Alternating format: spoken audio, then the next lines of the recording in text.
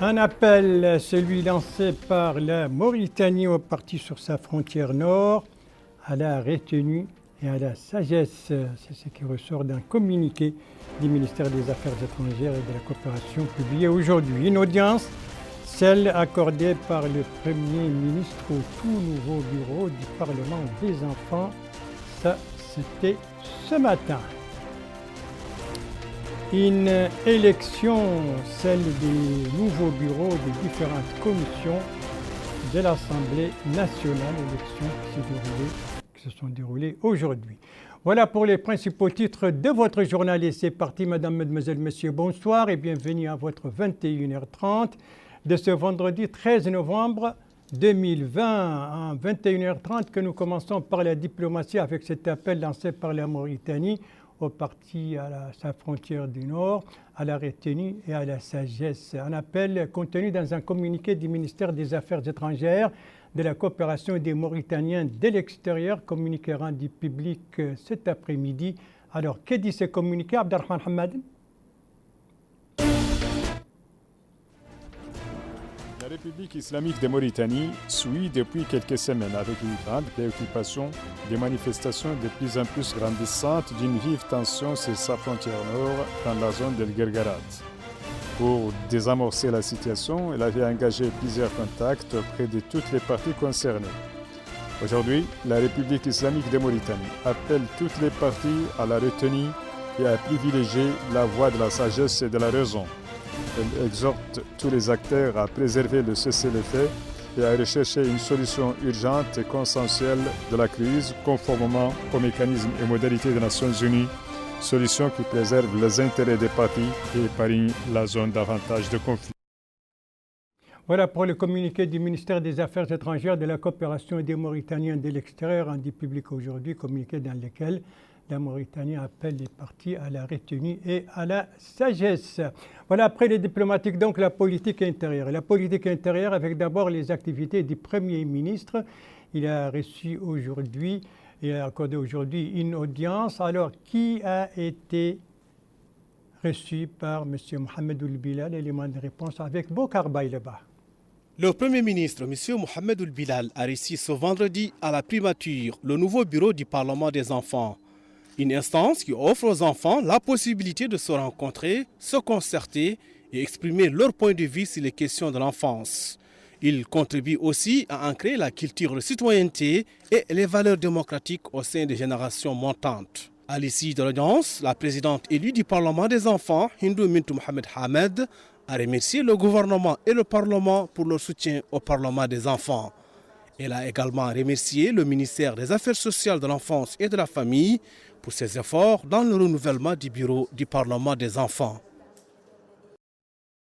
Pour cette audience accordée cet après-midi par le Premier ministre au tout nouveau bureau du Parlement des enfants. Ce tout nouveau bureau a été également reçu le même jour par le président de l'Assemblée nationale, M. Cheikh Ould Baye, audience qui s'est déroulée en présence du directeur de la petite enfance et de la conseillère à l'information de la MASEF.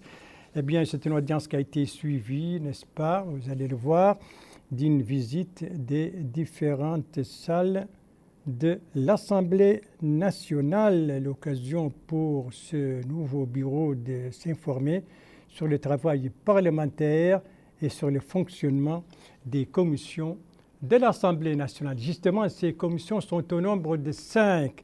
1, il y a la commission de l'orientation islamique. 2, il y a la commission de la justice, de l'intérieur et de la défense. 3, la commission des finances. 4, la commission des relations extérieures. Et enfin 5, la commission des affaires économiques. Eh bien, toutes ces commissions ont renouvelé aujourd'hui les bureaux. Ils ont été élus aujourd'hui, compte rendu sur cette élection, pendant ces élections, avec Abdelrahman Hamad. La Commission de l'orientation islamique, des ressources humaines, de la culture et des affaires sociales de l'Assemblée nationale a élu aujourd'hui son bureau à Nouakchott. Cette élection s'inscrit dans le cadre du renouvellement périodique des instances de l'Assemblée nationale. Le bureau se compose ainsi qu'il suit. Président Moussa Bawa Sidamar du groupe El Mizan. Vice-président Mohamed Salim Cheikh Al-Mousta'in, Union pour la République. Premier rapporteur, Selk Dahn, IPR. Deuxième rapporteur, Ahmed Bezaid Mohamedin, Ammat, du groupe des partis de l'opposition représentés à l'Assemblée nationale. Troisième rapporteur, Mohamed Abdallahi Mohamed Mahmoud El-Mukhtar El-Boubakkar, IPR. Premier secrétaire, Tahra Mohamed Sidi Ali, du groupe El-Mizan. Deuxième secrétaire, Sidi Sheikh Djadjou, IPR. La commission Justice, Intérieur et Défense a également élu son bureau et les résultats sont les suivants. Président, Mohamed Saleh El-Zeizim, de l'Union pour la République. Vice-présidente, Salma Ramlan Amar Shein, de l'Union pour la République. Premier rapporteur, Amadou Yero Bari, du groupe El Mizan. Deuxième rapporteur, Shrif Mohamed Limam, de l'Union pour la République. Troisième rapporteur, Mohamed Lamine Mohamed Laghlaf El-Sheikh, du groupe d'opposition représenté à l'Assemblée nationale. Premier secrétaire, Malik Aynina Maham, de l'Union pour la République. Deuxième secrétaire, Vihilman Oul-Qasha, de l'Union pour la République. La Commission des affaires économiques a aussi élu son nouveau bureau. Donc voici les membres. Président, Mohamed Mbarak Jeddou, du groupe des partis d'opposition représentés à l'Assemblée nationale. Vice-président, Mohamed Didi Ilyas, du groupe El Mizan. Premier rapporteur, El Bekkay Abdelkader El Khou, de l'Union pour la République. Deuxième rapporteur, Lal Shrif Hashim, du groupe El Mizan. Troisième rapporteur, Hamoud Ali El Malha, de l'Union pour la République. Premier secrétaire, Amadou Mamadou Nyang, de l'Union pour la République. Deuxième secrétaire, Sheikhan Ibrahim Baiba, du groupe des partis d'opposition représentés à l'Assemblée nationale. La Commission des relations extérieures a, quant à elle, élu aujourd'hui son bureau comme suit. Président, Mohamed Mustafa Mohamed Lamine Zaidan, de l'Union pour la République. Vice-président, Talib Mustafa Mohamed Lamine Sidi Abdallah, de l'Union pour la République. Premier rapporteur, Elbou Oumoud Galla, de l'Union pour la République. Deuxième rapporteur, Maïmouna Yargait Messoud, du groupe des partis d'opposition représentés à l'Assemblée nationale. Troisième rapporteur, Elbou Mohamed Khattouri, de l'Union pour la République. Première secrétaire, Mariam Sidi Djagili, du groupe El Mizan. Deuxième secrétaire, Issa Massega, de l'Union pour la République. La Commission des finances de l'Assemblée nationale a également élu son nouveau bureau et les résultats sont les suivants. Président, Omar Abdoulaye Sow, de l'Union pour la République. Vice-présidente, Nan Cheikhna, du groupe d'opposition représenté à l'Assemblée nationale. Premier rapporteur, Baba Ahmed Babou, de l'Union pour la République. Deuxième rapporteur, Dan Uthman Ahmed Uthman, du groupe El Mizan. Troisième rapporteur, Cheikh Omar Mamadou Dia, de l'Union pour la République. Premier secrétaire, Lalla Mbarak, de l'Union pour la République. Et deuxième secrétaire, Suleiman Aliba, du groupe El Mizan. Voilà donc pour l'élection des bureaux des différentes commissions, les 5 commissions de l'Assemblée nationale. Tout cela, c'était aujourd'hui. Après le parlementaire, le pédagogique, surtout que l'année scolaire, la nouvelle année scolaire frappe déjà à la porte. Jour J-2, ce sera le lundi prochain donc, pour la rentrée scolaire 2020-2021. Et les préparatifs vont bon train. Il faut dire d'ailleurs qu'on met les dernières retouches. Et en tout cas, dans ce cadre, se situe la visite au Gorgol du ministre de l'Éducation nationale, de la formation technique et de la réforme, le ministre qui se trouvait aujourd'hui à Mbout, où il a visité certains établissements de formation technique. Compte rendu sur les activités du ministre avec notre correspondant Mohamed Ali Salek, compte rendu revu en français par Abdoulaye Demeba. La Mokhata de Mbout fait partie des localités du pays qui ont été dotées d'une structure de formation technique et professionnelle qui rentre dans le cadre du programme de ce département ministériel de former 1000 jeunes dans les filières techniques et professionnelles à l'échelle nationale. Ce centre accueille 70 jeunes qui vont être formés dans les filières de l'électricité et des bâtiments et travaux publics. Et ainsi, le ministre de l'Éducation nationale, de la formation technique et de la réforme, Mohamed Melani Mouleye, s'est rendu sur place pour s'informer de l'état de cette structure de formation, ce accompagné du Wali du Gorgol, des autorités administratives et sécuritaires de celui-là. Après cette visite, le ministre de l'Éducation nationale, de la formation technique et de la réforme a précisé que ce centre qui accueille 60 jeunes fait partie du programme de formation au profit de 1000 jeunes qui a été lancé à Nouakchott récemment. Il a en outre affirmé que cette formation dure 6 mois et que cette structure de formation dispose de salles de classe en plus d'ateliers de formation. Toujours à Mbout, le ministre de l'Éducation nationale, de la formation technique et de la réforme a visité cette école sur place. Il a pu s'enquérir des préparatifs en cours pour le démarrage de l'année scolaire. Il a ainsi pu s'informer des mesures qui ont été prises afin que ces rentrées se passent dans de très bonnes conditions.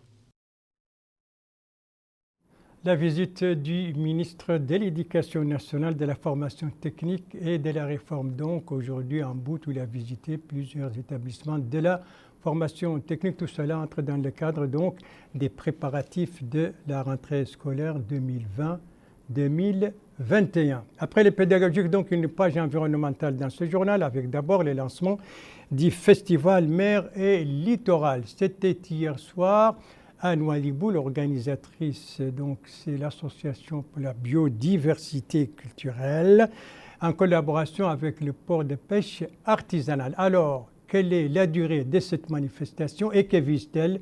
Élément de réponse avec Garmi Teguedi. L'objectif de ce festival est de mettre en valeur les richesses de la biodiversité marine en Mauritanie et de sensibiliser toute la chaîne artisanale sur la préservation de l'environnement marin.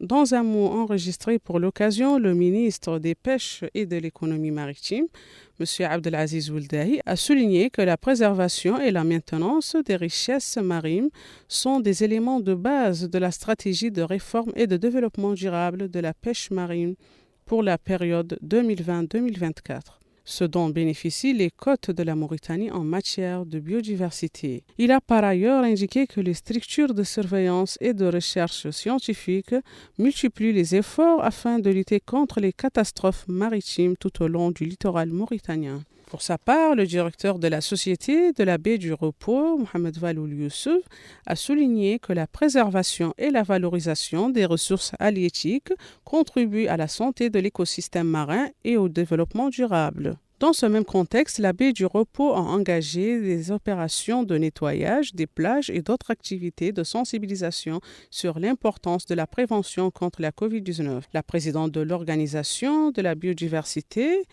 culturelle, Maïmouna Mtsalek, quant à elle, a insisté sur les efforts fournis par son ONG en matière de sensibilisation sur l'environnement à travers de nombreuses activités.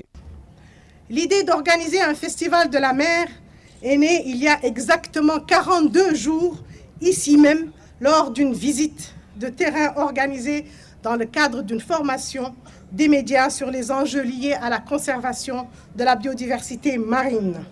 Ce jour-là, 1er octobre 2020, encouragé par le travail formidable de l'actuelle équipe dirigeante de ce port, nous avions formulé le vœu d'organiser un événement fort, capable de créer une émotion, un émerveillement chez les quelques 4000 usagers qui fréquentent chaque jour ce port de pêche.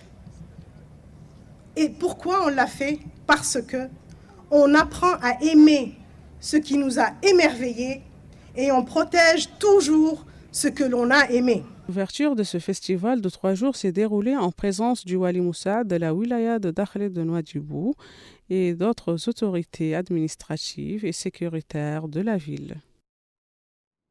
Voilà donc pour le lancement de ce festival Mer et Littoral qui a commencé hier à Nouadhibou et qui vise à protéger donc l'environnement marin et durer donc 3 jours. L'environnement, on va y rester un instant avec cette visioconférence organisée par la Commission de l'Union africaine, visioconférence avec participation, vous le voyez, de notre ministre de l'Environnement et du Développement durable aux côtés de ses collègues africains et des représentants des organisations internationales. C'était l'occasion donc pour les participants de discuter des enjeux et des priorités environnementales dans le contexte de la COVID-19, les changements climatiques, la lutte contre la désertification, la Grande Muraille verte, la biodiversité faisait partie également des thèmes discuté au cours de cette visioconférence des ministres de l'Environnement de l'Union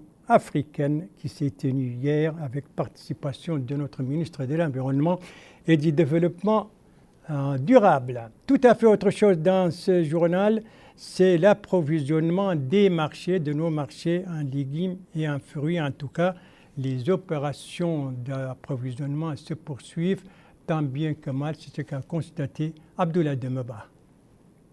Camions contenant une importante quantité de fruits et légumes témoignent de la disponibilité des fruits et légumes à la suite de la dernière pénurie qui a été enregistrée. Ainsi, ces jeunes sont à la tâche afin d'approvisionner le marché local abondamment en fruits et légumes. Ahmed Oulabeid Oulmaouloud, vice-président de l'association des importeurs de fruits et légumes, a précisé que la situation va revenir à la normale dans le cadre de l'approvisionnement du marché. Les prix, dit-il, des légumes seront rétablis à leur coût initial. 70 camions sont déjà en place en train de décharger. Il a en outre déclaré qu'il reste 160 camions, ce qui, conclut-il, permettra de stabiliser les prix des légumes à 200, 150, 160, voire 170. Oui, cette vendeuse indique qu'au niveau de ce marché, une quantité de légumes a été livrée sur place, mais elle a fait part de l'impérieuse nécessité de rétablir la situation. Elle subit, dit-elle, les méfaits liés à cette pénurie, surtout pour les citoyens démunis. Ce vendeur a pour sa part affirmé que les tomates sont monnayées à raison de 750 ouïas, alors qu'auparavant, qui se vendaient à 1500 voire 2000 ouïas. Voilà pour donc l'approvisionnement des marchés en légumes et en fruits après la récente pénurie de ces deux denrées. Merci de suivre les JTF de Mauritanie. À la suite du journal, accompagné de nos correspondants avec deux étapes, le Gorgol, le Tagan, mais aussi avec des activités de partis politiques à Nouakchott, mais aussi à Attar. Première étape, donc, le Gorgol que vous voyez ici, c'est une réunion présidée par le wali de cette wilaya, une réunion qui a regroupé autour de lui certains acteurs de la société civile, une réunion qui a été consacrée, entre autres, au programme de développement de la wilaya et aux efforts déployés pour améliorer les conditions de vie des populations. Il a été bien entendu aussi question du rôle des organisations de la société civile dans tout cela. C'était donc aujourd'hui. Une réunion donc qui a été présidée par le wali du Gorgol. Voilà, et son collègue du Tagan, lui, il a présidé également une autre cérémonie, donc d'honorification, c'est-à-dire de récompense des meilleurs élèves dans les examens nationaux pour l'année 2019-2020. C'était aujourd'hui et c'est une initiative, c'est une cérémonie organisée par la commune de Tidjikja. Compte rendu de notre correspondant permanent, Tolba, dont le compte rendu est revu en français par Abdoul Adem Bah, Bokar Bayraba plutôt.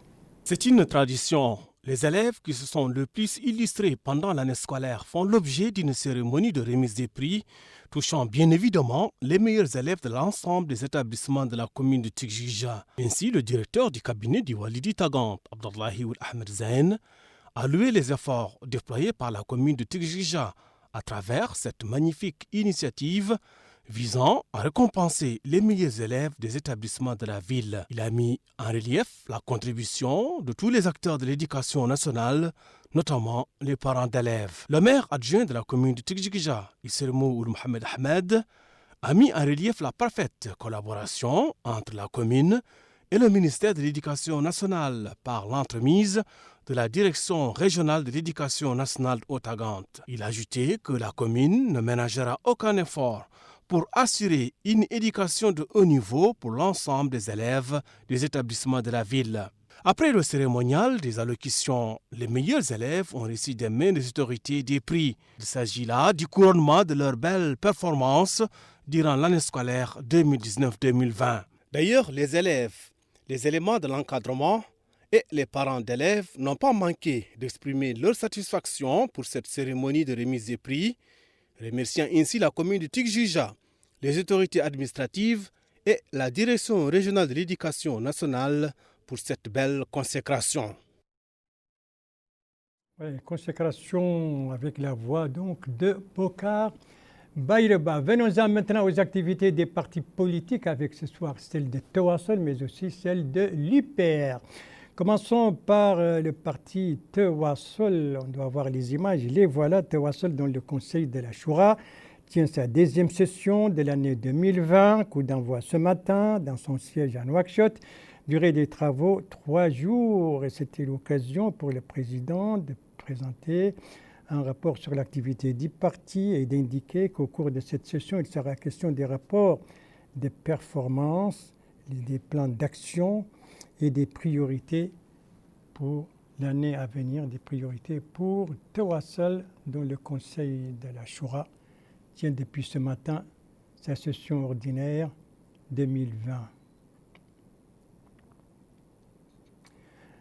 Et puis l'UPR, l'Union pour la République, dont les femmes ont organisé une soirée culturelle, c'était hier soir à Attar.